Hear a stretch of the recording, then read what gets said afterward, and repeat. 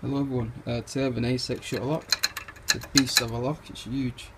I'm gonna SPP this, attempt to anyway, we're using one hand.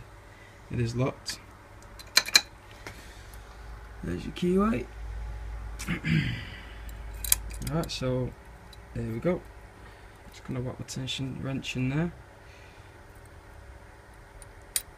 And I'll be picking it like this and using tension on this finger here.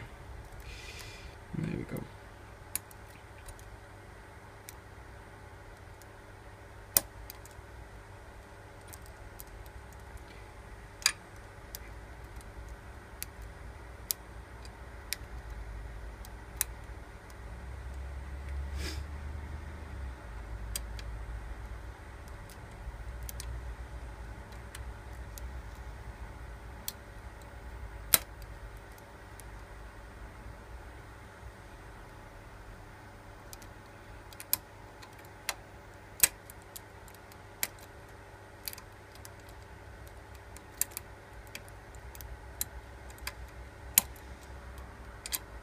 There we go.